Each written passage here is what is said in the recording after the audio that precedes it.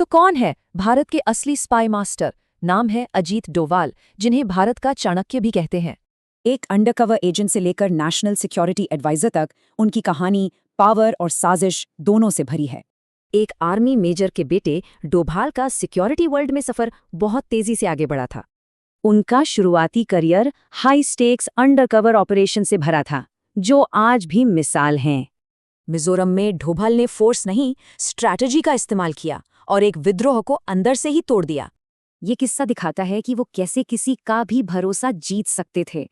कमाल की बात है, ये था उनका सबसे लंबा और खतरनाक असाइनमेंट, जहां से वो क्रूशियल इंटेलिजेंस लेकर आए। सोचिए, वो हर पल खतरे में थे, कई बार तो पकड़े जाने से बस बाल बाल बचे। फिर आया 1988 का ऑपरेशन ब्लैक थंडर।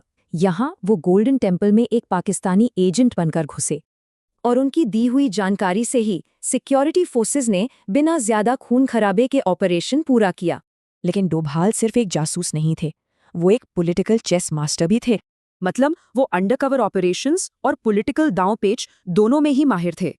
जैसे 1970s में सिक्किम के भारत में विलय के वक्त उनका काम था राजा के खिलाफ माहौल बनाना। एक पूर्व आईबी डायरेक्टर का तो ये भी कहना है कि कश्मीर में पीडीपी पार्टी बनवाने में भी उनका हाथ था। रिटायरमेंट के बाद भी डोभाल रुके नहीं, बल्कि अपनी वापसी की तैयारी करने लगे। बात है 2005 की। आरोप है कि उन्होंने दाऊद इब्राहिम को दुबई में मारने का एक सीक्रेट प्लान बनाया था। ये प्लान आखिरी मौके पर रुक गया जब मुंबई पुलिस ने शूटर्स को पकड़ लिया। 2009 में उन्होंने विवेकानंद इंटरनेशनल फाउंडेशन यानी VIF, एक थिंक टैंक बनाने में मदद की।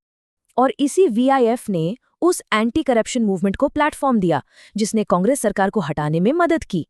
और फिर 2014 में डोभाल बने नेशनल सिक्योरिटी एडवाइजर, भारत के सबसे पावरफुल लोगों में से एक। और इसी के साथ आई डोभाल डॉक्ट्रिन, मतलब अब देश सिर्फ डिफेंसिव नहीं, ऑफेंसिव भी होगा। लेकिन इतनी पावर के साथ जाहिर है विवाद भी जुड़े। उन पर और उनके परिवार पर गंभीर आरोप लगे। एक केस में तो कांग्रेस नेता जयराम रमेश को विवेक डोभाल से लिखित में माफी तक मांगनी पड़ी। तो आखिर अजीत डोभाल की असली विरासत क्या है? एक जासूस, एक रणनीतिकार या एक पावर ब्रोकर?